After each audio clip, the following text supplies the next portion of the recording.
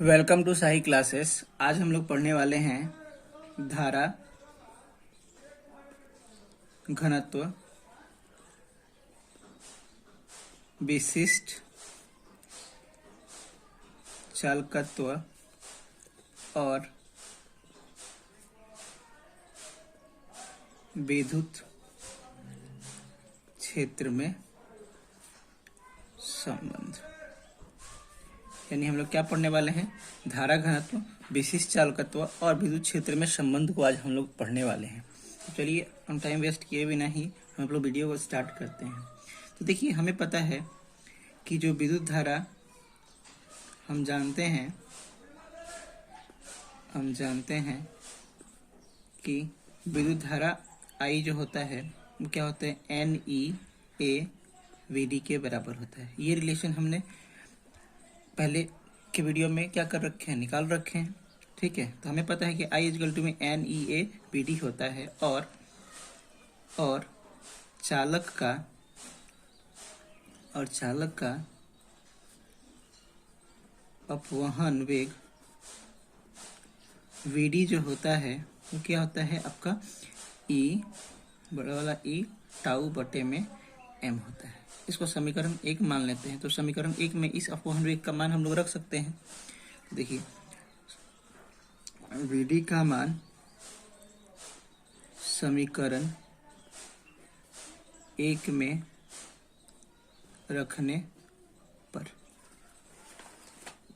तो देखिए क्या हो जाएगा? I इजकल टू में NE/A और VD का मान रखते हैं तो क्या हो जाएगा? E टाउ बटे में M।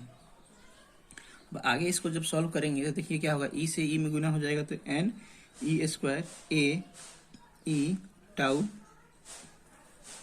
बटे में क्या हो जाएगा? M बराबर में I। अब देखिए, इस A को इधर लेके चले आते हैं तो ये क्या हो जाएगा? I बटा में A हो जाएगा और इधर क्या बच जाएगा? NE² E टाउ बटे में M बच जाएगा। ठीक है, अब देखिए हमें पता है, इसको समीकरण 2 मान लीजिए। हम जानते हैं कि J जो होता है वो क्या होता है? I बटे में A होता है। तो J का मान यहाँ पर, I बटे A का मान हम लोग यहाँ पे रख सकते हैं। तो देखिए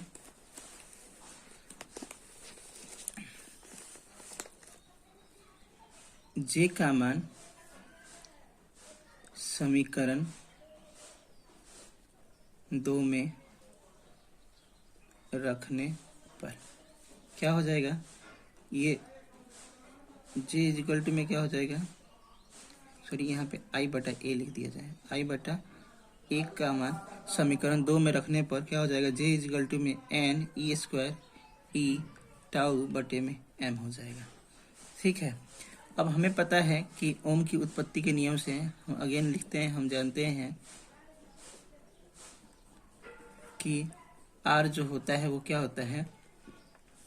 R जो होता है ML NE² A टाउ के बराबर होता है। ठीक है, तो अब यहाँ पे R का मान हम लोग रखते हैं। तो R का एक और मान क्या होता है? रो L बटा में A इजिकल टू में ML बटे में NE² A टाउ। इसको समीकरण 3 मान लेते हैं। ठीक है, अब देखिए L से L कट जाएगा, A से A कट जाएगा, तो इधर रो का मान क्या बचेगा? M NE² tau. क्या हो जाएगा? M NE² tau.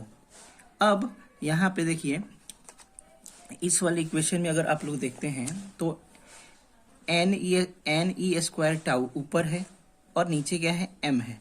लेकिन यहाँ पे M ऊपर है और बाकी सब कहाँ है? नीचे है। तो अगर इनका मान हम पलट देते हैं, अगर हम लोग 1 बटा रो कर देते हैं तो ये भी क्या हो जाएगा? परिवर्तित हो जाएगा। NE² टाउ बटे में M हो जाएगा। तो अब देखिए NE² टाउ M का मान हम लोग क्या ले सकते हैं? 1 बटा रो ले सकते हैं। क्या ले सकते हैं? 1 बटा रो ले सकते हैं। तो NE² टाउ बटा M का मान समीकरण 3 में रखने पर क्या हो जाएगा, जे इज इक्वल टू में 1 में रो गुने में ई हो जाएगा, क्योंकि देखिए इतना इसका और ये सबका मान क्या हो जा रहा है, 1/रो हो जा रहा है। तो इन सभी की जगह पर मैंने क्या रख दिया, 1/रो रख दिया, गुने में ई लिख दिया। ठीक है, और हमें पता है कि जे इजकल टू में 1/रो क्या होता है, सिग्मा के बराबर होता है, सिग्मा गुने ई। यहाँ पे बता दीजिए कि सिग्मा इजकल टू में क्या होता है, 1/रो होता है, क्या होता है, विशिष्ट चालकत्व होता है।